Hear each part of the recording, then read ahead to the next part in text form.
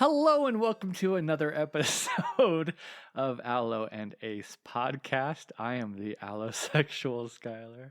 And I'm the asexual Jesse. She didn't know that I was ready to just hit record and go for it. It's true.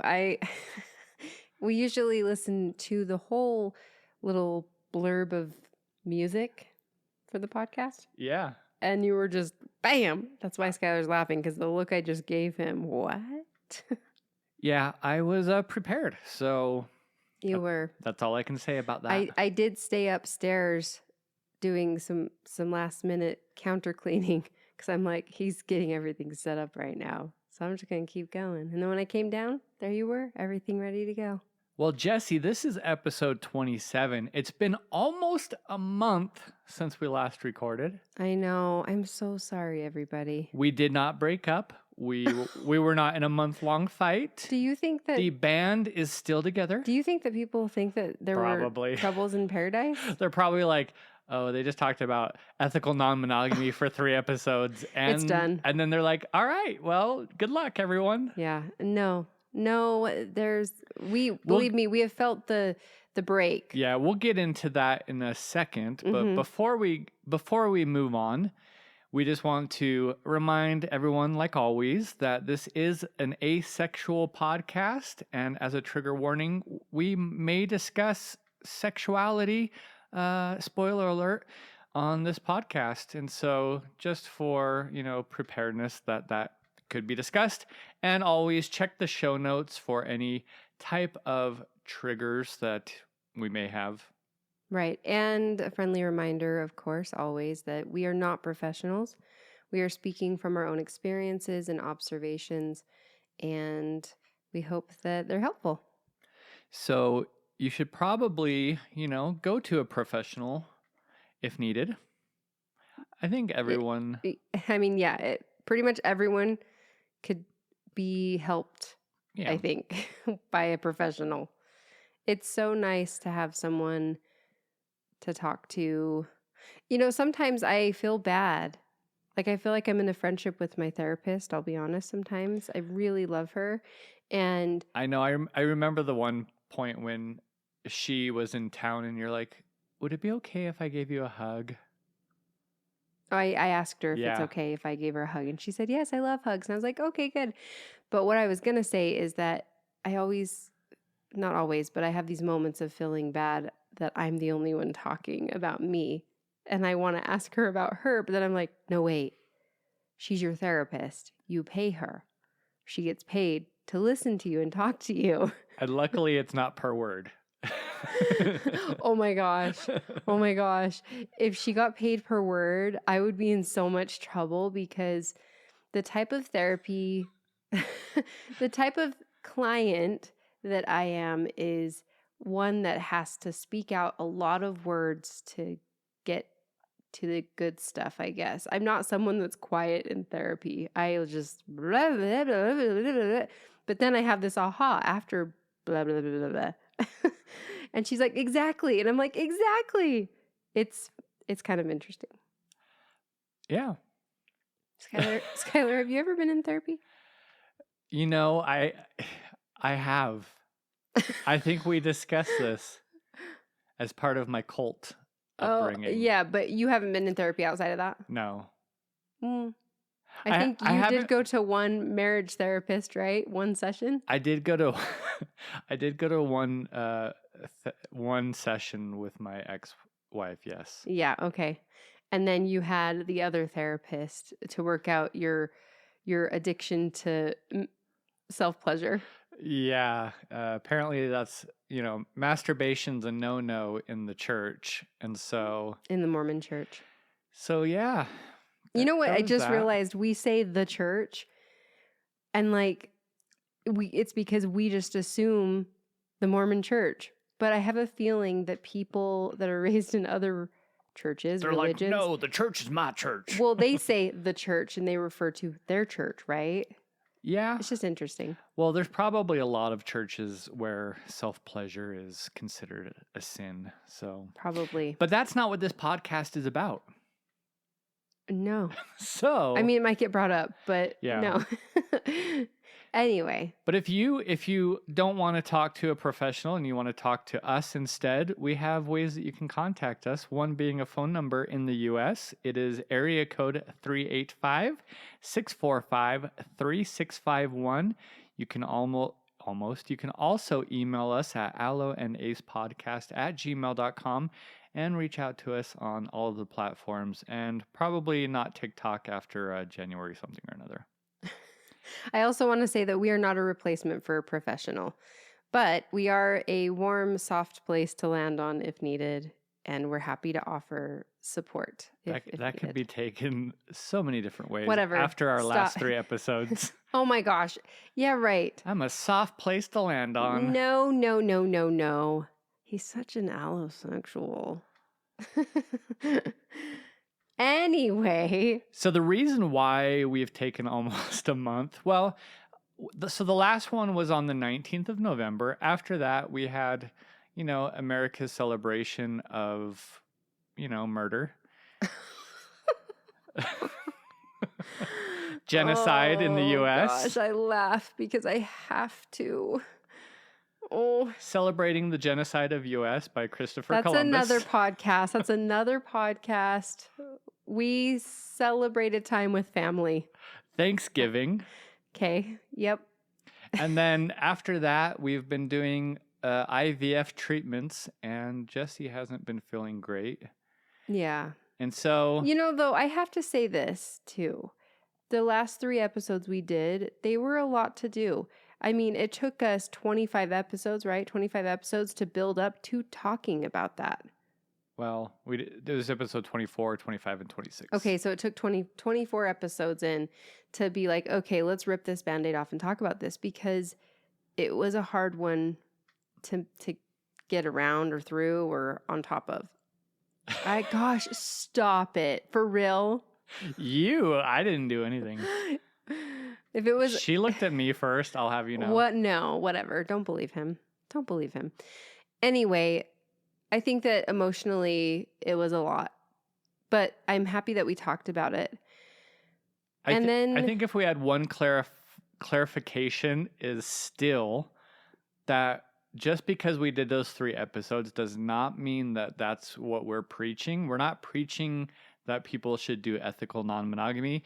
We're not preaching that that's the only way that your relationship will survive, or that it's necessary. Right. It is simply just it's an option. An option and communication option. It's not for everybody. Exactly. Yeah. We are not currently at this time practicing ethical non-monogamy, and so it's not coming from a place of us saying that that's our current experience. No, and we don't plan on practicing it anytime soon. Right? Right? Right? Right? Listen. About that, Jesse, live reaction. No, I'm just kidding. No, I know. So, yeah, all of that, and the IVF stuff has been a lot.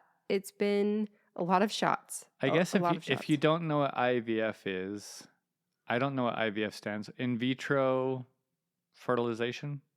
Does the I and the V mean in vitro? Mm-hmm. Okay.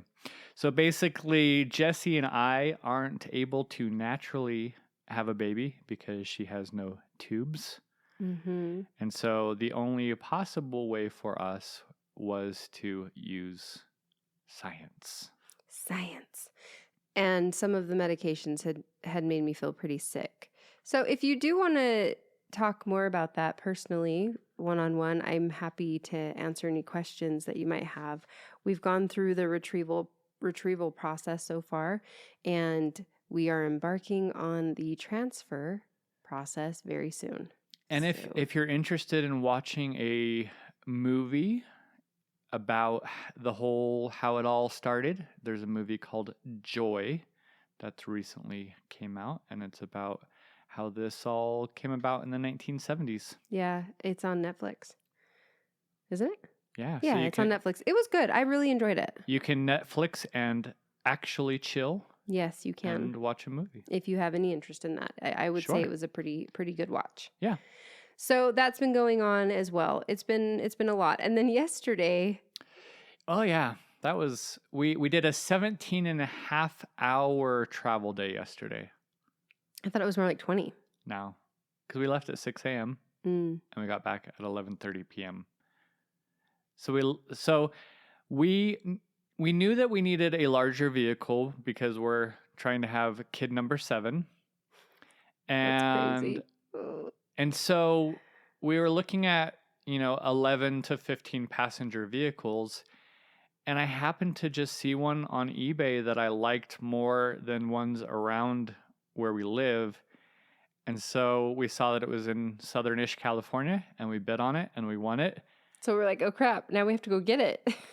And so we won it. We won the auction on Thursday night.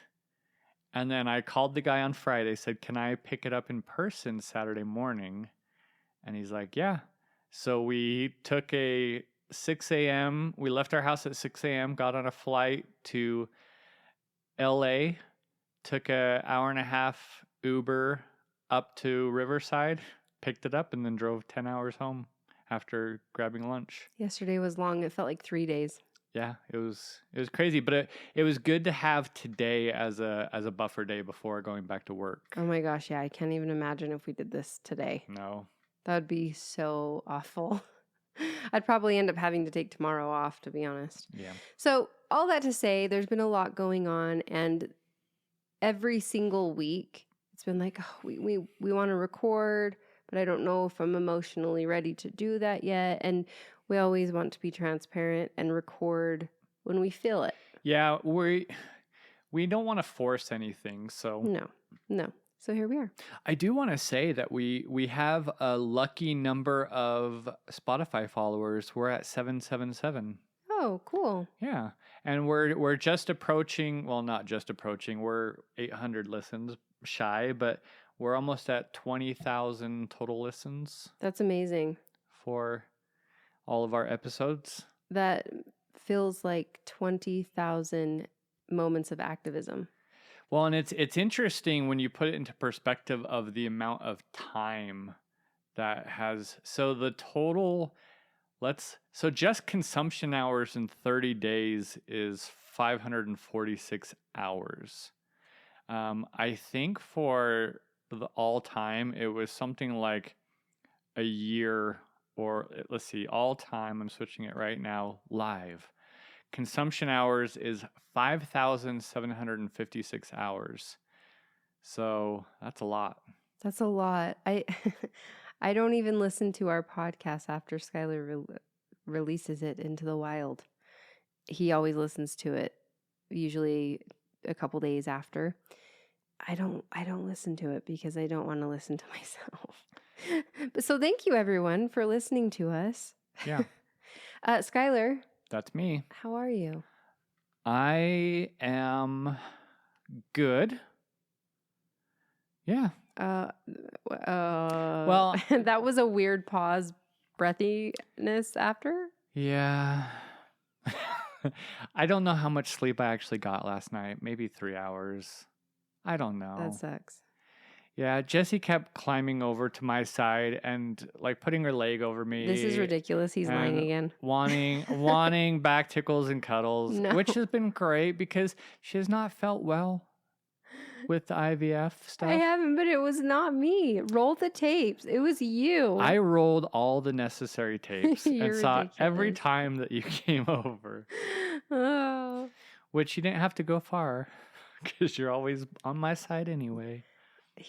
Guys, truly. We could. You know what? We're going to release the tapes, Yeah. and I will prove to everybody that you are full of crap on that. We'll start a Patreon and you can watch our sleeping.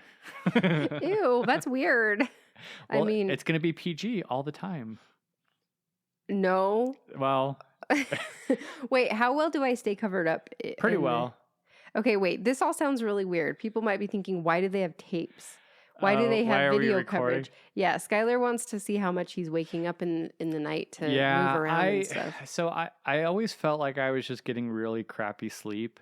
And so I was curious of how much I moved. And I average moving like 6 to 8 times an hour That's crazy. when I Seriously. sleep. when I quote So- unquote sleep. So that's why it's there. Yeah, so he checks it every morning to see how badly he slept because of all the moving. And I don't sleep in an appropriate, I'm not appropriately covered for general consumption. So, but I think I do actually keep myself covered really well. Yeah. Doesn't it seem like I've always got the sheet up? Yeah, you do pretty well. Yeah. So yeah, we could technically sleep on a twin bed and be fine, and there would still be room on one side. So, how about you, Jesse? How are you doing Right now, right at this moment, this day? I feel like I'm having a hot flash because the medication that I'm on makes me feel that way. And so I feel kind of weird actually. But overall, I don't know. I'm coming off of having all of these different meds from doing the retrieval, and some of them are hormone based, and I feel weird, like I feel off. Well, your body's also probably like WTF. It is. It totally is. So, yeah, I'm in good spirits though. I'm in good spirits, Yeah. but I'm feeling just a little weird. Has there been any asexual sparks since the 19th of November? Yeah, there has.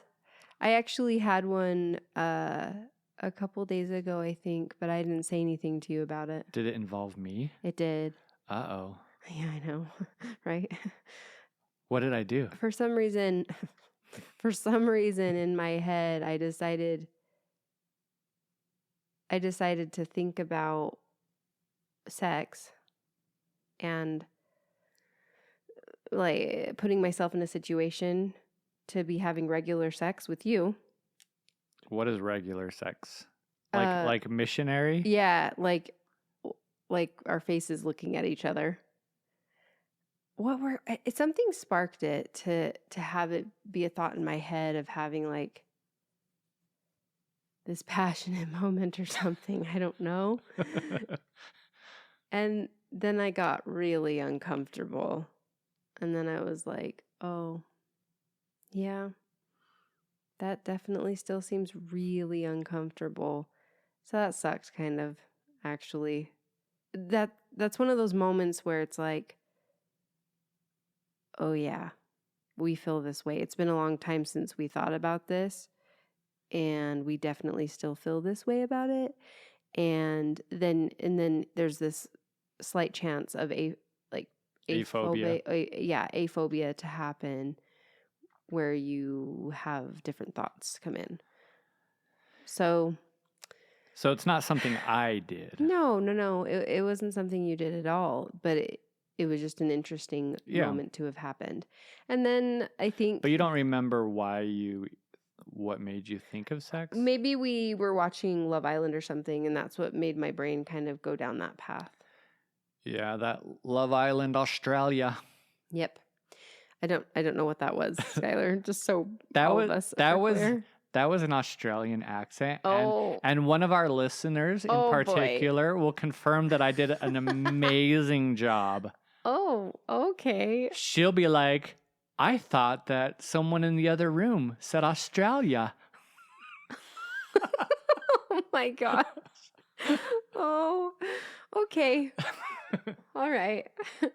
A couple other sparks that you could say happened were due to some questions that were posted in a couple of places that just are hard. Yeah. They're hard. I'm not gonna lie. There are some partners support groups on Reddit or Facebook that have some really challenging posts that are made. And you might say, well, Jesse, why are you looking at them, or why are you having Skylar tell you about them? I do think it's important to know what's going on. Well, that's with what things. that's what this whole podcast is about. Yeah.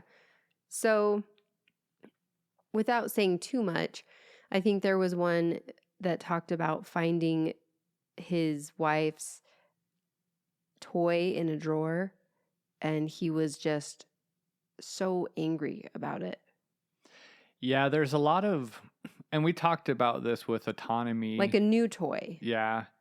Because the thing was, well, it wasn't there a couple weeks ago or something. And now there's this new toy. And so I know that she's doing that. Why isn't she involving me? That's so terrible. And obviously we've discussed that, with autonomy and your own self-pleasure time and what that means to an asexual partner. Or what it could mean. Yeah. And how just because that's something that they do doesn't mean at all that they ever want to involve another person. Well, I'm not going to lie either. Okay, so here's the thing. I understand to a degree. I can't fully understand, obviously. But I can understand that someone is wanting that kind of intimacy with their partner so badly. And so they look at that as skipping out on intimacy with them. But for me, my bigger thought is, how dare you think that everything has to be about you with regarding something like that? I just think that it is such a personal thing. Masturbating is a personal thing. Yeah. It doesn't, you are not entitled to be a part of your partner's masturbating habits. It's difficult for me. And so I felt bad for that spouse. I'm thinking, gosh, this doesn't involve you. It literally involves me, myself, and I. That's it. It has nothing to do with you for a reason. Because it doesn't feel like it should have anything to do with you. It's not about you. Yeah, and I think that's... Maybe I'm coming off harsh. No, I think that there's a lot that goes into society and people thinking that anything sexual has to involve their partner or they need to know about it or be a part of it. But here's the thing. I want to push back on that a bit. I think that there's a massive double standard between men and women. Men are known for self-pleasure and masturbating frequently. It is no secret. It happens. And women have pretty much nothing to do with it. It's almost like it's either they don't want you to do it at all if there's like religious stuff there. Well, there's even a saying, sorry to interrupt you, but there's a saying, especially within like religion and stuff. It's like, you show me a guy that says he doesn't masturbate and I'll show you a liar. Exactly. It's so widely accepted that, well, of course men masturbate. They masturbate all the time. Because all guys think about sex 24/7. Okay. And the women are usually not, or the partners aren't usually involved in the masturbation. It's like a thing that they're just doing on their own. And then they have sex with their partner. Why is it such a... I want to swear. I'm mad. I'm like raging out. Maybe it's these hormones. Why is it so different for women? Why is it so much more personal that a woman is choosing to self-please? But that's with anything. That's with like the body count that a man has versus a woman has. I know. It's so crazy to me that it's not looked at as... It's looked at as this completely fine thing for men to be masturbating. It's totally normal. But for a woman to be doing it, it's like... But you even get into like even the aspect of like marriage and a woman wearing a white dress if she's quote unquote pure. Like there's just this gross stuff all around. I feel like it's a direct hit though. It's like you get to have that and it's like pretty much almost a secret thing with you and yourself. Like the wife doesn't really have much involvement in that. And then it's like, is it an ego thing? Is the man like, oh, well, it's just the whole trope of like guys would have sex all the time. And so guys are going to masturbate because they're not getting sex. And then if a woman's masturbating, well, she should just be having sex or let me do something to her because I would. Because I'm willing to. Yeah. It just feels like such a double standard. It is. I mean, it's always a double standard. So the sad thing, like with these posts that are shared, it's like, it's not coming from a place of, hey, I'm going through this tough time. I'm trying to understand, but this is hard for me. No, it's like, my wife sucks. She's pleasuring herself and she's not involving me. And how ridiculous is that? How stupid is that? It should be with me. Like, that's the way that these are being shared. That's what sucks. It's not coming from a place of like trying to understand or grow, right? So I don't know. That one obviously sparked something with me. And yeah, and then there was one other one like that, sort of, where someone was saying that they gave their spouse an ultimatum that if they go a whole year without having sex or doing something sexual, then they would be given an ultimatum where they'd have this choice, or this choice. And so the person was posting, well, it's been a year and nothing has happened. Surprise, surprise. So it looks like I'm going to have to give her an ultimatum because she didn't correct her behavior. Correct her behavior.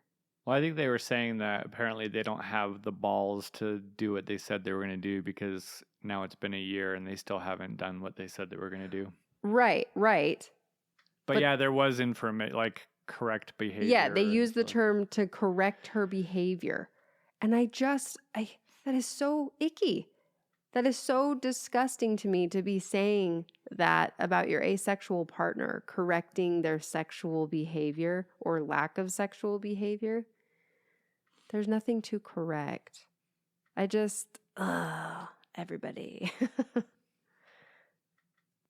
So there was a part of me that didn't want to share the sparks with those kinds of posts. But the thing is almost always these posts are made in several different platforms. I mean, publicly, on Reddit. So I don't feel like it's crossing a line necessarily.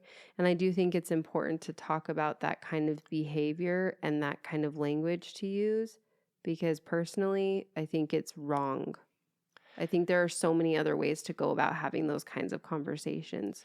Yeah, and I think that there's a few episodes that are probably going to be coming up in the future. One is going to be, about internal aphobia as an asexual person. Another one I think is going to be about, partners and the struggle, and knowing like when a relationship is really struggling, and how do you know how to either turn it around or call it quits? Like, what are some signs? And I think that it can be normal, because we hear about it all the time, that allosexual partners have these thoughts or these feelings. It's one thing, though, to talk with your partner about any kind of struggles that you're having, and it's another to talk to other people behind their back and just call them out. Well, in a public way. They're two different things, because no one's going to ever read any of those posts and be like, wow, that sounds like you love your wife or your partner. Because it's not always from a man. No. It's from women to women, men to men, men to women, women to men. Yeah. Non-binary. So it's kind of the gender doesn't matter. It's the way that people are coming out with the information, and it doesn't seem like it's in a very loving way, in a way of saying, this is really hard for me and I'm not sure how to do it. What's some positive advice that I can get to, work with talking to my partner about this? It's more so like trying to get the courage or the attaboys or whatever from people to, I don't know. They want validation for their behavior. Yeah. And unfortunately, they do get it. And I get that, sometimes that's the way that people choose to vent, and they kind of want a quote unquote safe place to vent and have someone that can relate and understand, but it's not something that is very useful, I don't think. I feel though that with any other sexual orientation, if your spouse was to come out as a different sexual orientation than you, with any other one, it seems like the approach would be so different. I would say maybe, because a lot of them don't you think a lot of them might just be divorce. Don't you think though? Yeah, in some cases they stick together though. I think Like, I feel like it's like fairly a rare. straight I think guy it's- married to a lesbian woman that's come out as a lesbian, and the straight guy being like, she won't have sex with me. It's ridiculous. It's been a year. And you're like, Well, they "Mm." wouldn't. Chances are they're not going to be together though, because But she's not going to have sex with him. He's not going to have sex with her. So it's but in religious relationships, they do stay together. sometimes, but not always. Right. But I'm saying that there is that possibility. I don't think that someone would be saying that about their partner that's come out with another sexual orientation. Yeah, because there is a. I don't even know if it's a show or if it's just a YouTube show, but there is that ridiculous show about the Mormon men who have Oh. same sex attraction. They're not willing to say that they're gay because the Mormon church is against using that language. But they skirt around going on bro camping trips and stuff. Yeah, I don't know what to even think about that show. Yeah. Anyway, actually, there's a lot of denial on that show. Us talking about that kind of leads into the episode. This is probably going to be a long one. I mean, we haven't recorded in four weeks. Yeah, so. we're 31 minutes in, and we haven't gotten to the actual topic yet. No, we haven't, but we're going to now. Unless you have anything else, Skylar. No, I think if anything, I just want to reiterate that there is going to be frustration on both sides. This is, we talked about the fact that there's what one of our episodes was called. Was it the disappointment or disappointment goes both ways? Or I can't remember what it was. Mm-hmm. But I understand that there are frustrations and it comes from both sides. And looking for a healthy way to discuss these frustrations rather than venting to other people or online about your frustrations. There are two different things. One is you have to figure out, like, what is the purpose of me doing this? And is that purpose educational? Is it positive, or is it just negative? Wait, I do have something to say to that. There is a difference when something's happened in your relationship and you confide in people to talk about what's happened. Like if your partner has treated you poorly, like if there's actually something that's happened where you have been treated poorly. But to me, it seems in general, the posts that we've seen, it's not about the partner, the asexual partner treating them poorly. No. It's just them being themselves. Like they're just existing. Well, and I do feel that there's a lot of relationships, especially when they're at the point where some of these posts are, where the communication and respect and all that has been broken for a while because a lot of other forms of intimacy have gone away or gone by the wayside. So yeah, I think that, it depends, and maybe this will come out more in that future episode, but having a good understanding of where you're at in your relationship on both sides to understand what it's going to take to get into a place where it is healthy, that it's a healthy relationship. It just doesn't sound like there's a lot of love, kindness, and curiosity going on. Yeah. In those forums, etc. So today. So what is this episode about? This episode is. The title probably says it. But. This episode is going to focus on coming out as asexual, what that can look like, the struggles that could happen, and kind of how to navigate that. Yeah, I think we did one-ish around episode 9, which was like coming out to your children and friends, but this is more so like 10 things that an asexual partner or asexual person would have liked to know before or can prepare. Yeah, or can prepare to know before coming out. Yeah. So I think that it can apply in a lot of different ways. So coming out as asexual can be a deeply personal journey, and understanding the potential challenges and insights beforehand can make the process just a lot smoother. So we have 10 different things that someone might wish they knew before coming out as asexual. And honestly, I think it's helpful to know these things afterwards too. Yeah. I think it can connect some things that you went through after you came out. Well, I think it's also a healthy reminder as well. So these are kind of some reminders as well. Yeah. So the first one we want to go over is that not everyone will understand immediately. Asexuality, unfortunately, is still not widely understood in many communities. So you may encounter confusion or disbelief, and you're going to need to be prepared for lots of questions that are going to come up, and unfortunately, also challenging your identity. So you need to give yourself patience to educate them as needed or as you're able to do.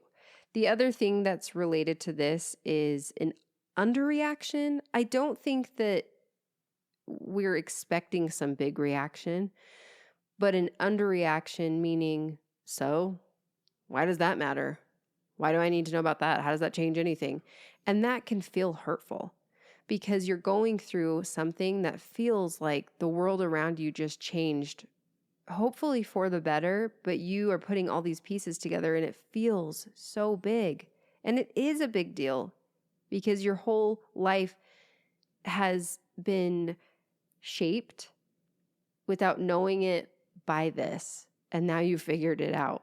So having someone say that can feel hurtful. Well, and a lot of people only know asexuality from a scientific standpoint with plants. Oh gosh, yeah, the comments about the plants. all the So time. someone's like, I'm asexual. And they're like, oh, what type of plant are you? And it's like, You're so funny, bro. so I think another thing with this is people's reactions are very interesting because they'll be like, so like you're gay? Yeah. And you're like, no, No. I'm not. Oh, so like you like women or something? You're like bisexual? No. No.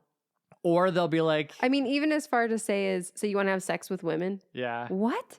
No. Or even the comments of like people being like, well, I don't like sex that much either.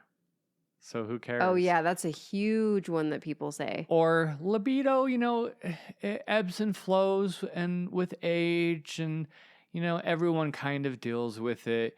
Or, the types of asexuality like demisexual where you have Christians that are like everyone should be demisexual, like that's what God wants is to not you shouldn't lust after people. You should have an emotional connection and then have a relationship and then have a sexual connection or sexual attraction to the person. So if you are really God fearing and all that, then you would be demisexual. And it's just like the biggest eye roll ever. Yeah.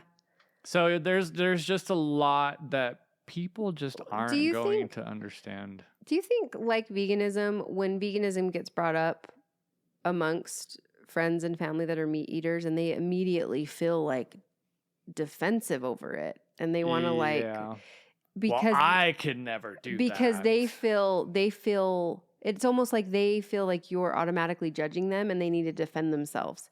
I wonder if it's the same kind of thing when someone comes out asexual to someone that's like very sexual or has a lot of sexual attraction, I guess. Yeah. I wonder if they feel judged by you for being so sexually attracted to people. Maybe. Like they immediately feel like you're better than them. Like you think you're better than them. Just like veganism, how people think vegans think they're better, I guess. I wonder if that is kind of a root of that happening. Well, and it is interesting because even with, I've had to explain veganism to the same person over and over and over because they'll be like, wait, so you can't have milk, can't have this, you won't have this, right? I'm like, anything with an animal, anything that has to do with animal products or insects that are mashed up to make a food coloring or a confectionate glaze. Does it surprise you that you have to repeatedly tell them? I'm just like, anything with an animal. Or they'll be like, well, you can't eat this. I'm like, no, I can. I just choose not to. Like, it's just interesting. Yeah, but I still have people that don't understand. I'm gonna throw them under the bus. But my dad My dad just cannot understand what it means to be asexual. Even if you clearly, very simply explain it, he cannot wrap his brain around it completely. It still gets brought up here and there where it's like, so you're still asexual or something like kind of an odd question. You're like, where did that come from? Yeah. And this is what it means? No. And then there's more clarifying. There's a level of patience. And guess what? The thing is Well, you but can say, there's also a lot of I don't get it. I I don't get it. I just don't get it. Yep, there's a lot of that. And so you do have to get to a point where you're like, okay, I need to accept the amount of energy that I put into this and accept what energy I'm willing to continue putting into it. Yeah. Right? So yeah, one last thing on that is a lot of people say it's nobody's business about your sex life. And you're like, this literally is not about that. Yeah. Though. Why does anyone care about what you do, what you and your partner do in bed? And then it's also like literally everybody cares and talks about it. So nice try. Then the second thing that we wanted to talk about is that you might feel isolated at first when you come out. Asexuality is less visible, as we know, and it's less visible than many other sexual orientations. So it can be hard to find a community of people who share your experience. Yeah, because I think statistically, what gay and lesbian is around 4%. It's got to be higher than that, right? I think it might be, but I think a while back it was roughly 4%. Gosh, it seems like it's way more than that. I don't know. And so I know that the number that they throw around for asexual is 1%. So I bet you that's a bit higher than that. It's just not known. So that means that if you have 100 people that you know, only one person would be asexual, statistically. And you know what? Statistically, that I live that. Like that does feel accurate, actually. So I don't know. There's still a lot of work to be done here. We're in the pioneering phase still. The pioneering phase of asexual, bringing asexual activism to light and everything, we're still in the pioneering stage. And that's what we feel is going on even with our podcast. We couldn't find any podcasts like this. That were hosted by an allosexual and an asexual who were in a relationship. Right. And who are in a monogamous relationship. Yeah. Right? Well, and to our knowledge, there's not another one, period, that is hosted by an allosexual and an asexual partnership. So it's been a good thing, to create the podcast. And there are more things that we want to do community-wise because there's not that much going on. So we have thought more about how we can expand that virtually, more of a virtual community, but also more of a local community to Utah and trying to get involved in Utah too. And it takes time because we don't have an unlimited amount of time. People are actually shocked by all the things that we have going on in our lives and have a podcast. Yeah. But we love it. So whatever. So to then be like, well, let's also have a community and be in charge of a monthly whatever, we would still do it. We would still find a way if it's important, if we feel like there's a need and that it's going to benefit people. It's just why we want to talk to people and chat with people and have phone calls with people, because we do this. This isn't something that we're getting paid to do. This is us putting time in because we feel it's important to do. Right. Yep, that's exactly right. Coming out doesn't mean you have to explain everything. You're not obligated to explain your asexuality in detail to everyone. And it's perfectly okay to keep your explanation simple or to set boundaries if others are asking intrusive or uncomfortable questions. And man, because of how it's just such a silent sexuality, the questions that people ask. I mean, Skylar and I are used to talking about sex a lot. We're used to it. We're used to interesting questions. Yeah. But I would say for the most part, most people are not used to those kinds of questions. and they are typically pretty inappropriate to be asked. And so you definitely don't need to answer these inappropriate questions.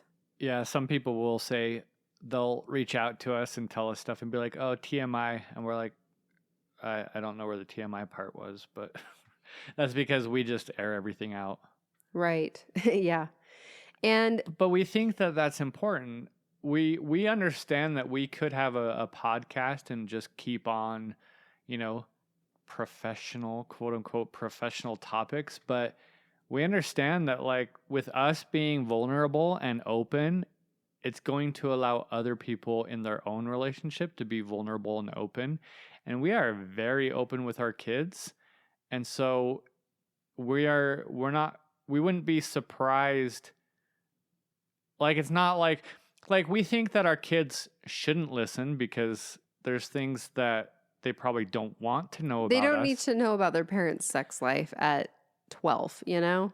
But we're not, they already know all of this stuff about us general on a very On an age appropriate level. Yeah. So any of our friends and family who listen and any of that, like, we don't care what they hear and know, because if they don't like it, then that's their own problem. Yeah. One thing I wanted to mention with coming out doesn't mean you have to explain everything. Coming out might have you explaining everything because you have kind of word vomit going on. And I mean, it's something I personally have experienced with coming out. And it's because everything is so crazy to me. I'm like, whoa, whoa, whoa. I'm making all these connections. I'm learning so much about myself. And so if somebody asks me something back then, when I first came out, I would have been like, well, let me tell you, you know, and so that can also happen. Yeah, an easy example of this would be like learning that you have ADHD after 25 years. And so you're like, whoa, this makes a lot of sense. And so now you want to tell everyone that you have ADHD and you were just diagnosed and you're taking Adderall now and it's helped you. And you know, I thought something was wrong because of all this, but I didn't know. And then my partner was like, you have ADHD. You should anything big in your life that you start educating yourself on in a big way that's made a difference in your life, you start talking about it a lot. Well, and one of the issues too, like with this topic is, or the one before it, is that a lot of people's questions are not going to make you feel good about yourself as an asexual. No, it's gonna sting and it's gonna have hurt. aphobic undertones, I think. Because the amount of times that Jesse has heard poor Skylar. Oh my gosh. Yeah. If I got paid a certain amount per time, I'd be a wealthy woman. You'd be a wealthy asexual. Yes, I would. Moving on. The next one we have is your asexuality doesn't define you. While your asexuality is a part of who you are, it doesn't define your entire identity. You might have interests, hobbies, and traits unrelated to your sexuality, and those are just as important. However, in the beginning of coming out, it can feel like it really defines you. And I think that it can be a good thing or a bad thing, and or a good or bad thing. So that's where the whole labeling thing comes into play. Like, well, why do people need to have labels? Why are there labels? Why do you have to publicly in your emails or whatever put your pronouns? Right.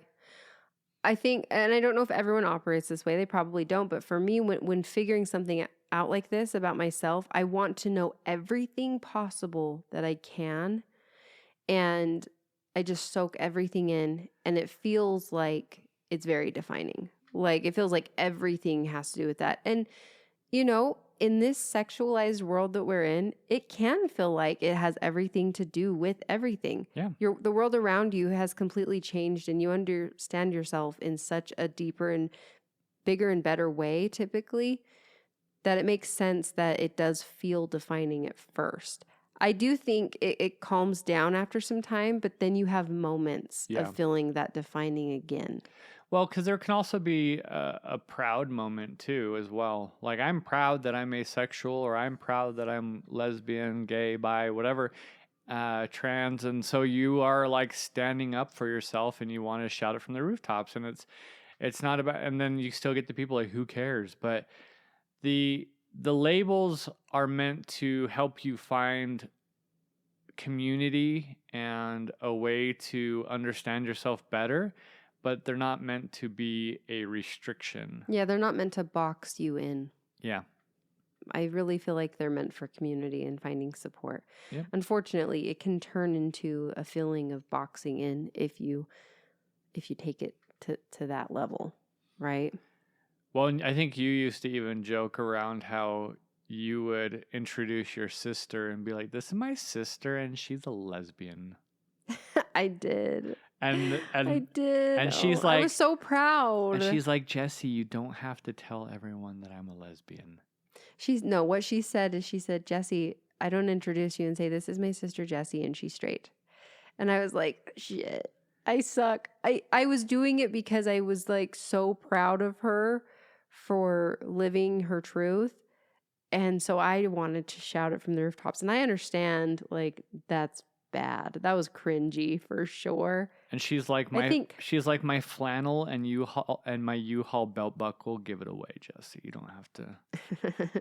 I think that I was still under 20 years old when I was doing that. Just to be clear. I think I was actually like 17, okay? I just want to make that clear. So I've learned a lot since then. But thank you for calling me out there, Skylar. You're welcome. That's so great. I'm always like, this is Jessie. She's asexual. No, you don't. I know. That's too many words. Expecting full acceptance can be challenging. Not everyone will accept or support your identity immediately, and that's okay. We see that across all the board of the LGBTQIA+. Like people, even with like, especially the trans community, where people are like, well, I'm not going to call you a girl because you were, not born a girl. So yeah, whatever. It's just like, get over yourself. I think Skylar is going to say or make a gesture that says no to me when I'm saying this, and I'm not going to say too much here, but I can see we've experienced people not accepting this for a very specific reason. Yeah. And that is because, for me personally, and that's because without divulging too much, Skylar and I did have another podcast a few years ago. And on that podcast, there was a lot of talk of sex and religion. And I was fully masked up on that podcast. I mean, it's like a different person talking. And so you have friends and family that knew about that podcast and listened to it. And they're like, no, Jessie's not asexual. There's no way she's asexual. And I think that if you listen after knowing me as an asexual, I think that if you listen to several of those episodes, then you understand, oh, that's like a serious mask that she has going on. And it was, you can hear it. You can hear it in my voice. We're not going to say what it was, what the podcast was, because we don't want to start anything interesting. But that is why some people have had a weird acceptance that I'm asexual. They're like, she's nothing like an asexual. Well, but that's also why people thought, oh, they're definitely having sex like 5 times a week. Because of the other podcast. Yeah. Oh my gosh. Well, no more than that. They said they're definitely having sex every day, maybe even more than once a day, because of how we talk on the old podcast. But also Skylar and I are very playful. And so I think people equate that with being super sexually active as well. Yeah. But another thing I want to say about that, though, too, is that not only was I masking myself without knowing it, but I was being rewarded for talking like that. And so it fed the ego.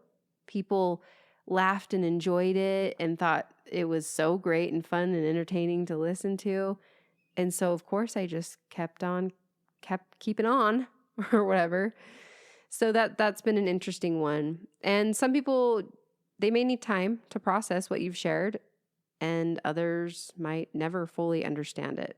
It's important to set boundaries, though, around this and decide how much energy to invest in educating others, because it can be very draining.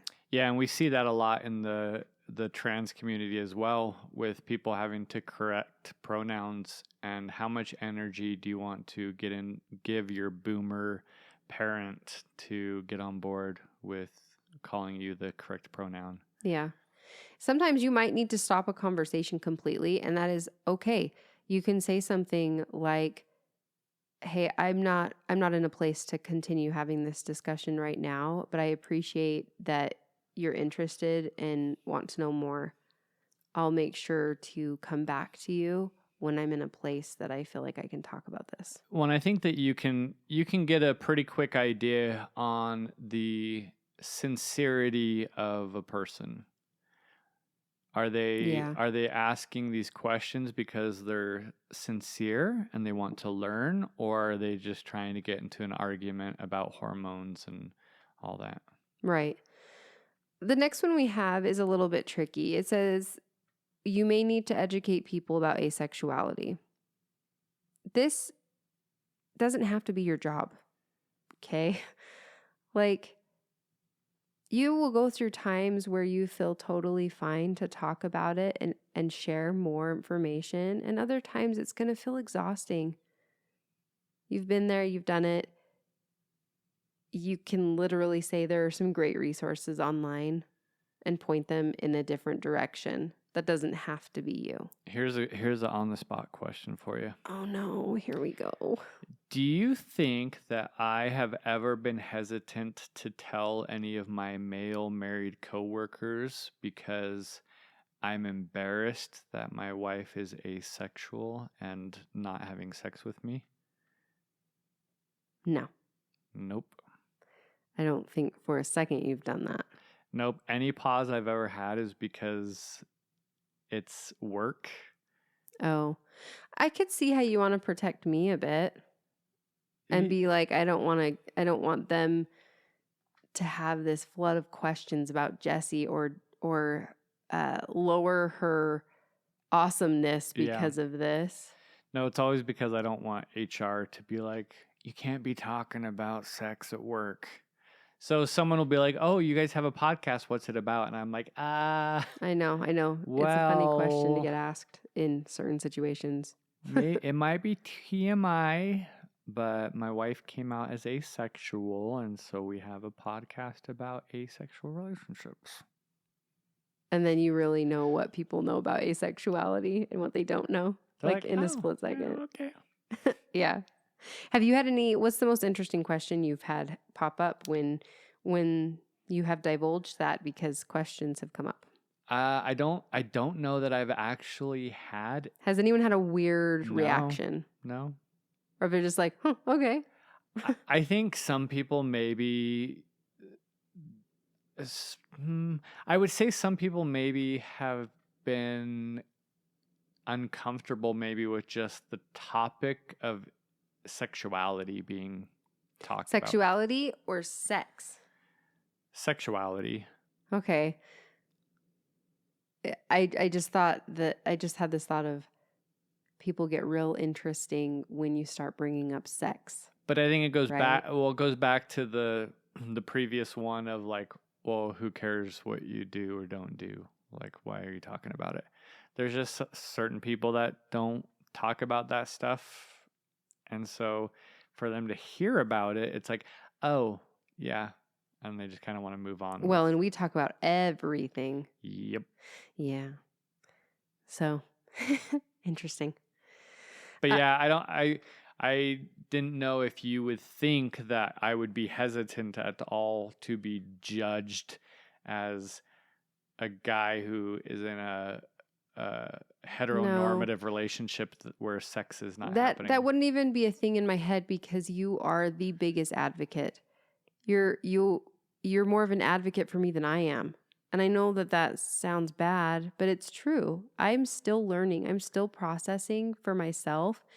And you definitely have stepped up to the plate. Like, I think you know instantly when I give you a look and that says I don't have the energy Yeah. to explain this, and he'll step up to the plate and he'll get right in there so that I'm not needing to, because sometimes I'm not in a place where I can. And those boundaries are good. They're good to have. And if Skylar wasn't in a place to step up to the plate, then it can be something where neither of us need to step up to the plate, right? Well, and unfortunately, I am oftentimes, or the allosexual partner is oftentimes looked at as the victim in the relationship. Yeah. So I think it's interesting to look at the ups and downs of asexual confidence that has happened, where in some moments when something is said, it is so hard to hear, right, for me. And I become this person that's thinking, poor Skylar, poor Skylar. And then in other moments, you might ask me a question. I'm like, I'm not forcing you to be in this relationship. Yeah. Get a grip. Like, you don't have to be here. You're like, move the fuck on then.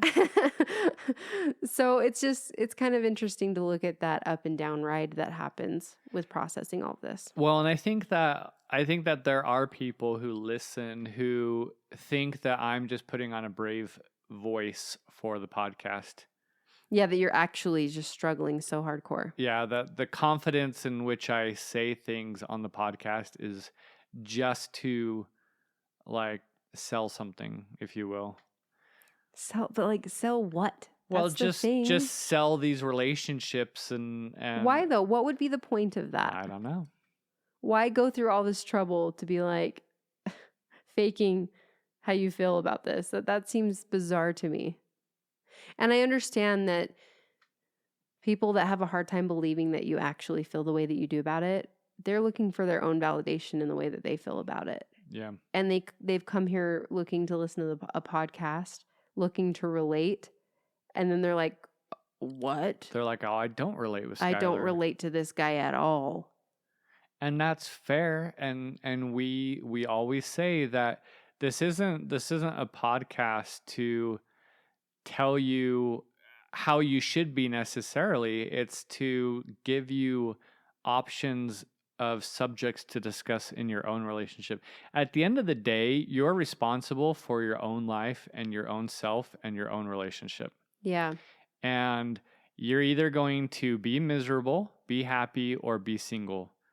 But this podcast is about being honest and Yep. finding connections within yourself and with others that are important to you.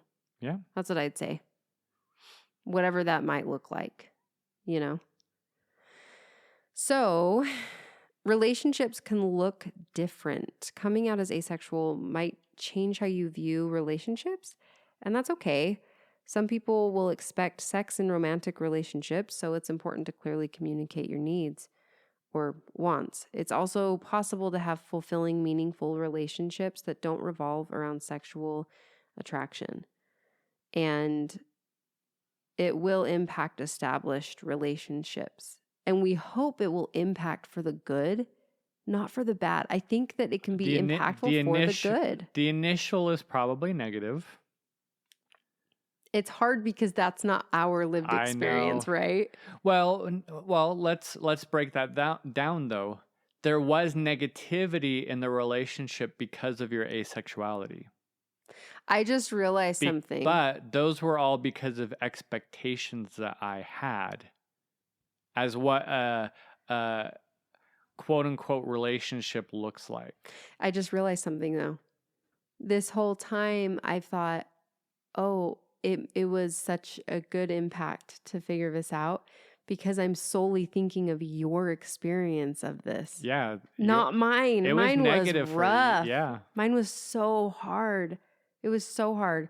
So what does that equal it out? It was a well, but again, good and bad experience. Well, but the experience was only the experience of you coming out asexual wasn't just like rainbows and butterflies and flowers because of anything other than I was like, oh, it's not me.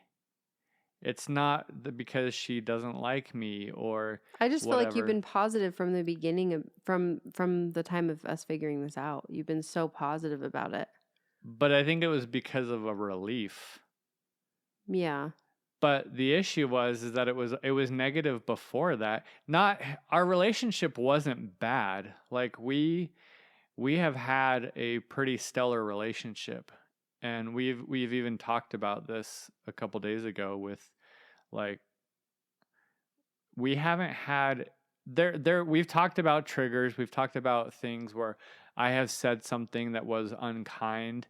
We haven't had any knockdown drag out fights. We haven't Emotionally. had any fights in the almost 7 years that we've been together. Meaning like we've had disagreements and small arguments, but we've never been like screaming at each other. No one has slammed a door or said, go sleep on the couch, or I'm going to sleep on the couch, or whatever. Or F you. Yeah. There's never been anything like that. There's been this hurt my feelings, and maybe why do you think that hasn't happened though? Like let's dig into that a little bit. Do you think that it has to do with being our second marriages and we just have a clear idea of what we do and don't do? Maybe, but I think that our personalities and stuff, we're best friends. We just get along so well that I think anytime that there's been a pushback because of something is more so, I don't know if it's so much the self-preservation, but more so like that's not what I meant, and I'm wanting to make it less bad than what it came off as. How it was received.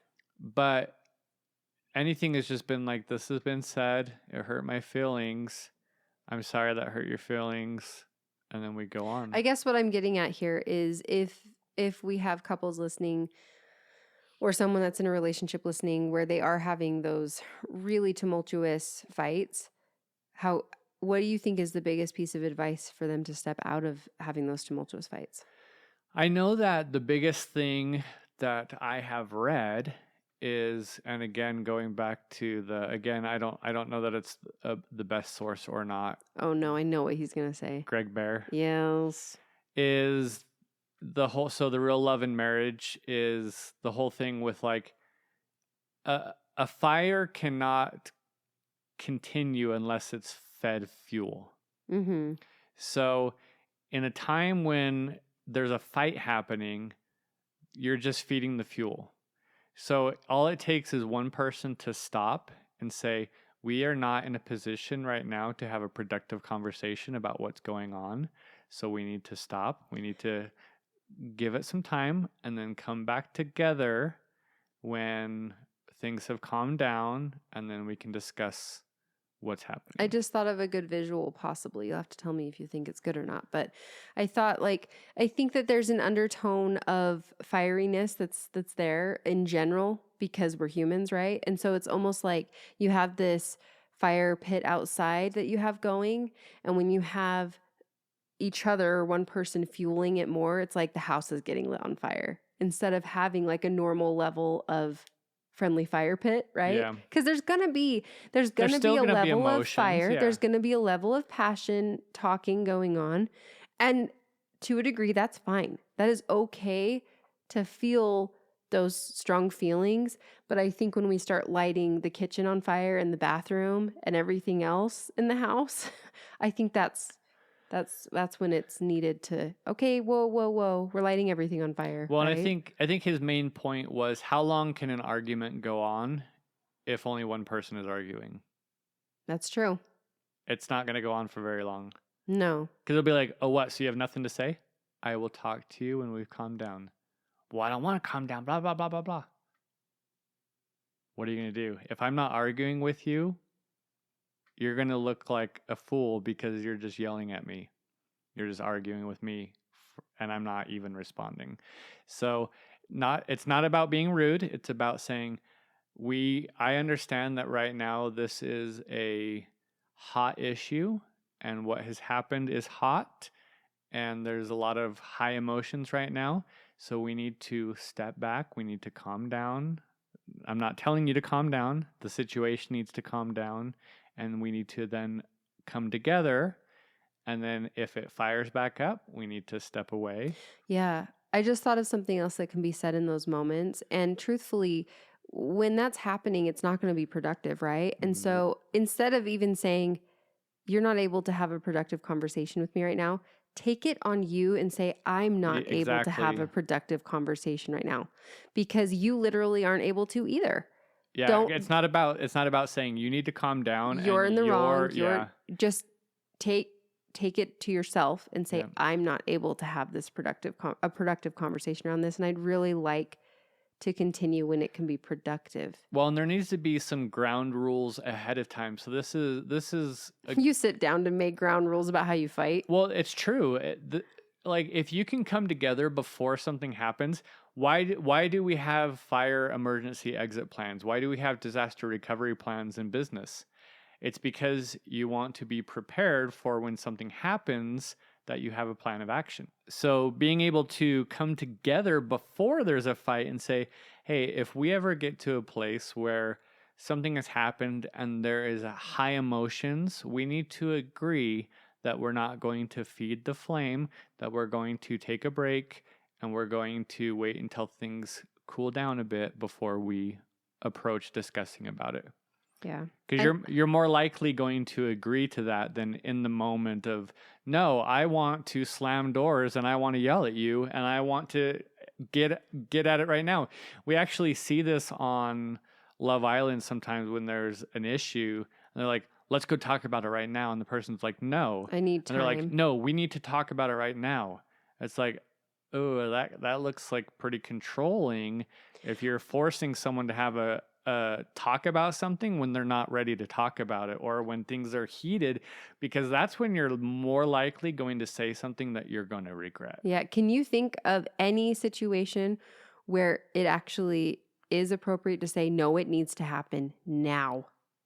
I think if someone is in danger, like if someone's threatening harming themselves, Yeah. then that's where it would be appropriate to be like, no, we need to talk about this right now. But you have to be calm. It's not something like, you better not do something. Yeah. It's hard. There's a lot that goes into fighting, Yeah. In a relationship. I think we well, I guess we didn't go off on too much of a tangent there, because it was relationships can look different. And part of looking different is having more of those moments that are really difficult, right? Well, I think that we wanted to touch on with that one as well is that there are other relationships. I think when you grow up, you especially in religion and society, just leads you to believe that there are heteronormative relationships. They don't talk about aromantics or aromantics, not aro ace or arrow or ace. None of these are ever talked about. And so you don't really understand that there are other relationship types out there, queer platonic relationships like QPRs. I'm actually here for it. I kind of love all of it so much. Even that we're stepping out of those. Yeah, even the lavender marriages, like all these things where just because your friend or your brother or sister or whoever has a certain type of relationship doesn't mean that your relationship has to be like that. Yeah. And that even goes into like the ethical non-monogamy and all that. Like everyone gets to define their relationship how they want to. And if you can't get on the same page, then that's when you have to figure out what that looks like and make decisions. Right. Yeah, I agree. You might have to educate your friends and family multiple times. Yeah. Like we kind of mentioned it earlier. And so it's true. What exactly does that mean? I know. So, So like never? People definitely might need to be reminded or re-educated over time. And having some patience is important, even though I know it's hard sometimes. But guess what? Having patience can also look like saying, hey, I'm not in a place to talk about this right now. Yeah, and I think that it's perfectly fine to have those boundaries, and you get to set boundaries, find peace. That's a book on your Yeah. So I'm like, set boundaries. You get to set boundaries on what you're willing to talk about, how many times you want to talk about it, who you want to about it with. You can always just say, Google it. Yeah. And then if you have any further questions, you can ask me. You don't have to be like, Google it. Well, I'm saying if you're at that place where you're like, I You don't want can to talk say about it, there are so many great Yep. resources online. Here's a couple that I think are reliable. go to Wikipedia. Literally message the Aloe and Ace podcast and they will be happy to talk to you about it. But that's actually true. It is. If you do, actually, I don't think we've ever said that. If you have friends or family or a partner that wants to know more, but you're not in a place to explain it, we're happy to. Send them our way. We should do like, what is it? The singing telegrams. Oh my gosh, that'd be so interesting. We'll get on a phone call with whoever you want and we will talk to them about it for you. No, we will sing about it. Your friend is asexual. Do you know what that means? They don't have sexual thoughts about anybody, but sometimes they might if they're gray or demi. And what that means is emotional connection. Oh gosh. Okay, that was on the spot. I think that we could probably do better than that. Yeah, I mean, we can iron it out a little bit. It would be funny to make some sort of singing definition of what asexuality is in general. We could do, what are those things that people can hire like a celebrity to like sing? Cameos. Yeah, we can do a cameo for, we'll come out for you. Will come out for you. Your friend Lisa is asexual. Happy birthday. Okay, that's funny. No, but really though, they can send us a message. We'd be happy to talk with them. Seriously. Yeah. Seriously. Why not? Why not? Being asexual doesn't mean you're emotionally closed off, and unfortunately, that people connect that. People have looked at asexuals like they're robots. Yeah. It's so frustrating. I don't understand that because you are not sexually attracted to people. You're instantly They'll be like, well, why are you married then? Yeah. Lots of reasons. Lots and lots of reasons. Some people mistakenly assume that asexual people don't feel romantic attraction or emotional connection, but that's not the case. Obviously, I'm a very romantic asexual. When I've thought a few times, like, could I be aromantic? With some of the things, I could see a smidgen of that, but then I'm like, nah, because this and this and this and this and this and this and this. Yeah. I do think that there are a couple things where I'm like, that is so cheesy. I cannot even handle what is going on here. But for the most part, I feel like I'm a very romantic, asexual and partner. Yeah, I mean, you're I feel like I'm romantic though, even with my friends. but you're a different kind of romantic. Oh, what do you mean? Well, like you don't want flowers and like, I mean, you would take chocolate, but Oh man, I would take chocolate. I but would like so take chocolate. but like you're not expecting like romantic gestures per se. No, I like thoughtfulness. Yeah. I don't need some huge display of something. Yeah. It means way more for me if you notice something that needs to get done and you do it just because. And I'm like, gosh, that was so thoughtful. So, yeah. Oh, so the bare minimum.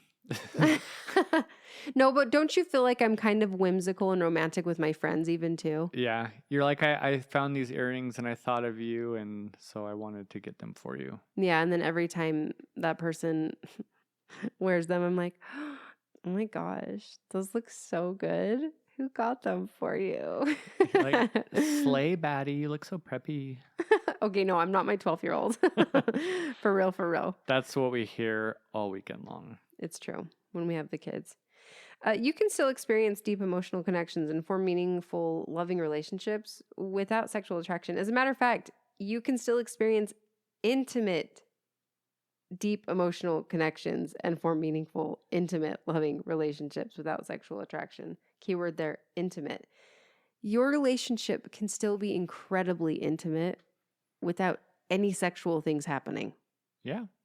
So I think that's something that is really important to know and remember. Well, and I think man, if you really look at just people, like there's a lot going on in life and different things. Like there's people who are just atypical, neurodivergent, and there's a lot of different like types of relationships. Some are going to have less touch, some are going to have more touch, some are going to be sexual, some are going to be less sexual, some are going to have sexual attraction, some are not. Intimacy can look like so Yeah. many different things. Anything that is super personal to you, regardless of whether it's about sex or not, is intimate. Yeah. So again, you get to define that and what that looks like. Yeah. All right, to wrap up our 10 things, the last one that we wanted to mention is just that you get to discover and redefine your relationship with sexuality. So, coming out as asexual doesn't mean that your feelings about sexuality are fixed. And I think that Cody over at A stat advice. Stat Advice, they talk a lot about fluidity of sexuality. And so I think this goes back to the labels even. There's times where we've talked about the fluidity of Jesse's experience with asexuality, going from thinking she might be demi to going to quote unquote black stripe ace to thinking that she was more indifferent to. You know what though? I don't think mine was actually fluid. I think mine was leading up to figuring out how I actually feel. However, this is something important. But you owned it as if you were. I did. Yeah. I think it's really important to accept and validate those that feel like their sexuality isn't fluid, actually. Yeah. But also hold space and validate those where it is fluid. Just because someone else's sexuality looks and feels differently in a fluid way for them does not mean that you are going to have that same experience. For me, I fully believe that mine isn't fluid, to be honest with you. Sure. I feel when I look back at my life experiences so far and where I'm at currently, I feel like I've always been the way that I am now. I think underneath it all. Yeah, I think it's evolved over time. So your relationship with your own sexuality can evolve, and that's okay. And you have the freedom to explore what you identify at your own pace. Yeah. And your understanding has evolved with where you were. It's not that it was fluid in the sense of like you were demisexual and you had sexual attraction with people after you had emotional connections, and then that went away. It's you had the thoughts of, well, of course, because I am emotionally attracted to Skylar, or I have this emotional connection with Skylar and I have sex with him, so I must be demi. I must have sexual attraction in there. Yeah. I think it's important to note that I think a lot of things can be fluid. I don't think that everything is fluid for everyone all the time, though. No. Right. And I sit here and I think I personally cannot imagine myself not being how I am now as far as being like a black striped asexual. That feels very, very, very much so like I've come home. Like that is what it is. It feels normal and right. Well, and we know that there have been people who have claimed, and I'm not, by me saying claimed, I'm not saying that they're lying, but there have been people who they were like, I was on antidepressants before I hit puberty. And so I always thought that I was asexual because I never had sexual attraction. I never had sexual thoughts. I never had libido.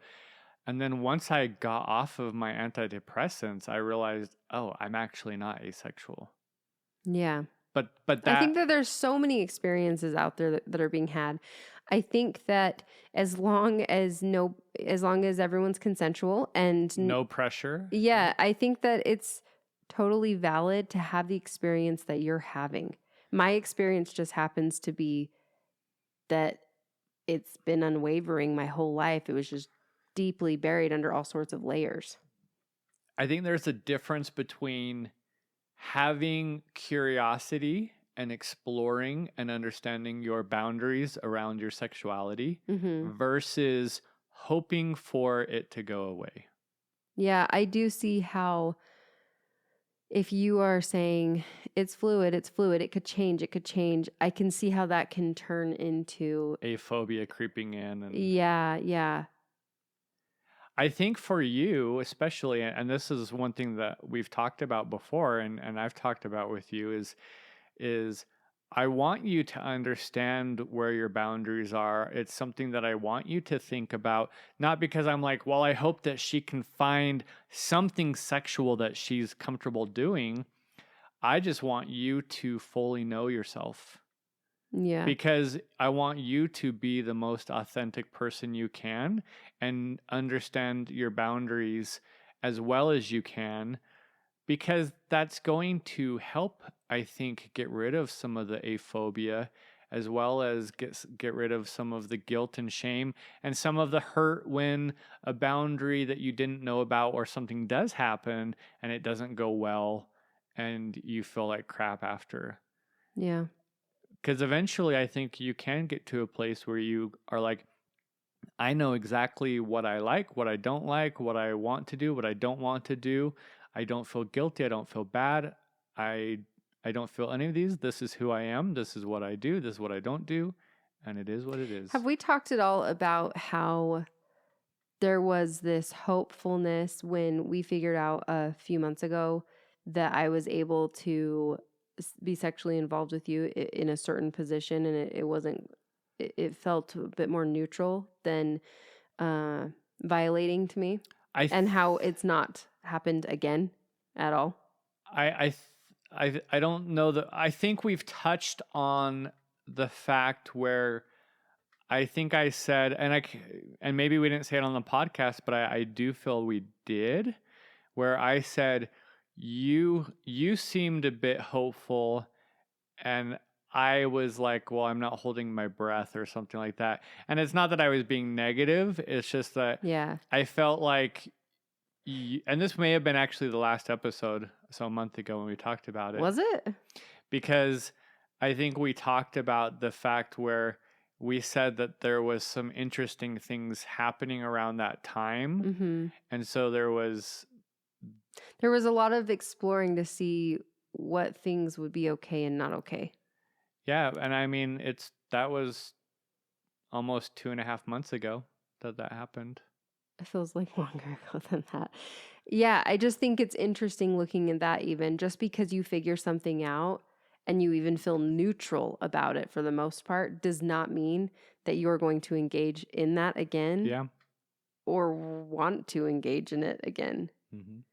And truthfully, it hasn't even been something that's really popped into my mind at all. Yeah.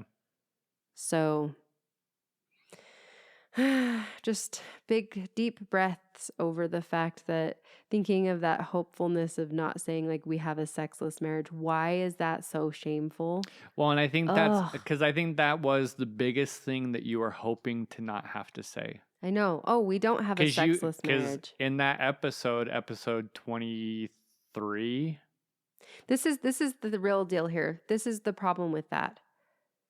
Why am I so ashamed of being in a sexless marriage? When I feel embarrassment over that or shame over that, what I'm saying is I don't like me. Yeah. And I'm also saying I don't like my community. Yeah. Is that right? I mean, that's right. I think that is what it is. You just want to be able to. Why do I want that normalcy so bad? Normalcy in quotations. Like, why do I want that? Why? Because that's what society is, the 99%. It's so frustrating though, because logically I'm like, Jesse, that's fucked up. That is not the way that it needs to be. It is okay. But emotionally it's like, I just want to be normal in quotations. So I can see both of it. It's so annoying in my head. It's like this battle. Yeah. And I don't like having those thoughts. I don't like that I felt somewhat hopeful to not say that we have a sexless marriage. Yeah, I think. Who am I trying to please here? What is going on? I think that it caters your basically to cater the aphobia from happening. Because if you can say, well, once a month I find a way to be indifferent in this position, then I'm not in a sexless relationship, and so then I don't have to feel guilty. And Once a month I find a way. yeah, Gosh. so it's That like, sounds so crazy to me now. Like that sounds so toxic to be like, I find a way to get through it I mean, you were excited. Like you, about it. yeah, you even like with your therapist, with everything. I know. I was like, well, I'm sure my therapist was like, uh-oh, Jesse, we're slipping into an interesting space here. Yeah, it's going back to the counting the eggs before they And counting maybe, the chickens before they hatch. I mean, and maybe I slipped into that space though because I was shocked by it. I was like, Yeah. whoa, I wasn't expecting to have more of a neutral experience because every other experience has been so bad, right? So to have this neutral experience when I was expecting the worst to happen, it was just like mind blowing to me. Well, and I think that's where I mentioned when we did mention it, I think was on the last episode, and I said something like that just because you're indifferent to that position in that way, whatever, doesn't mean that I will ever ask for it, because until you come to me and say, I would be okay with you asking once a month around the time of ovulation to do this quickie, but don't ask again, and I still might say no, then I'll never bring it up. What do you think about those that would say or think that, man, that would make you put you in such a harder place of me having this experience where it feels pretty neutral and then I'm still just like, no, I have no interest in that. Like what do you say to maybe allosexual partners that think that that's selfish of me to, even though I feel neutral about it, I'm still just like, no. It's your body, your choice. Yeah. That simple. Period. Like, that's it. The end. Yeah. And I can't even, maybe this is something to kind of digest a bit. I can't even put into words how it can feel pretty neutral and still just have no interest in doing it. Well, and that's where it would have to be a place where it's like, Skylar, I am indifferent to this. I don't want to, like, I'm not excited to do it. It's not something where I just don't think about it, but I'd be happy to if you thought about it. It would be more so of a thing of like, I don't think about it, but I would be on board with you bringing it up once a month to see if I'm in the mood to participate in that with you. I feel like I would just say no. Like that's the thing. Yeah. In my head, I'm like, And you may and you may not, but we're not at that place where you're comfortable with that even being a thing, because it still would be, I think, very hard for you to not slip into sexual compliance. Because or like, why can't you just do this? In my head, I'd probably think, why can't you just do this? How stupid. You can do this. It's not even a big deal. Yep. Just do it. Why are you being such a prude? Yeah. That's something that I've talked about with my therapist. The whole you're being a prude thing, like that self-talk. You're such a prude. She said to imagine somebody in the past that I look at like a big idiot, a guy specifically that did not treat me very well, and to imagine him saying that, and then I'd be like, yeah, don't be a prude. F Fuck off. you. Yeah, what the you don't even your opinion means nothing. Go away. So, and that did help. But those are the self-doubt. Well, and I words. don't want you to feel like there's some kind of me hoping that you'll get to that place. I'm just saying that I am a hard hell no, I will never bring it up. Yeah. Unless you ever got to that place, but it's not something that I'm hoping that you'll get to. Do you think that's more of a reason for people to be like, poor Skylar, he can't even bring it up at all, even a little bit?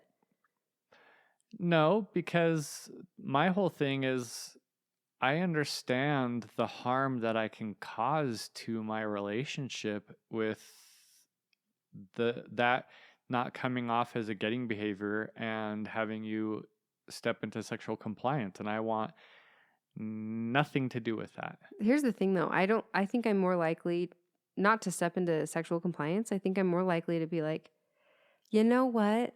Clearly you need something else. Yeah. And it ain't me. So you're going to need to find this somewhere else and we're going to have to figure this out. If you were to continue to do that, I don't think I would step into sexual compliance because it's too much for me emotionally. I don't think I'm capable of it. Well, I don't think that we would know unless that happened, and we're not willing to get to that. Right. Well, everybody, this has been a good, lengthy episode. We've missed you for the last 4 weeks. Know that if we haven't recorded in a little bit, there's typically something going on that's preventing it from happening, or we're just not quite ready to talk about the next thing. We really, really, really care about our episodes being meaty. That sounds weird coming from a vegan, probably, but it's true. We want them to have a lot of substance. And by them having a lot of substance, it can be difficult sometimes to talk about things. Yeah, we don't want to record just to hear our own voice. Right. So, with that said though, we are both taking a full week off on Christmas week. So there might be some time in there where we record something and schedule it. I don't know. Yeah, we'll have to see. We'll have to wait and see. We really just go off of how we're feeling, truly. But I think that that's the most, that's very authentic. Yeah. That keeps things honest and authentic, and we're on board with that. We do appreciate when someone reaches out and is like, hey, haven't heard your guys' voice if you get in a bit while. worried, message us. Or if you're missing the podcast, message us. Because sometimes, honestly, that might be the thing that says, okay, are we ready? Like, let's really get serious about getting on board. Yeah. Yeah. I want to give a shout out to somebody that sent me a little gift in the mail. That's a listener. She sent me a little bracelet, and I just really appreciate that. It was so fun to get that. It was so unexpected and so cool. So thank you so much. You know who you are. You know who you are. You know what you did. You know what you've done. Anyway, we appreciate and love all of you. Please reach out to us. Please send us a message on pretty much any platform. Email us, give us a phone call, text us. And we are taking part of a thing in January. A panel. A panel, if discussion. you will. Discussion. Yeah. So go to our Instagram, and the last post as of December 15th, we'll have that information. Maybe we should pin that until it's over. Sure. It's a good idea. All right. Well, we will talk to you later. Have a good one. Bye. Bye.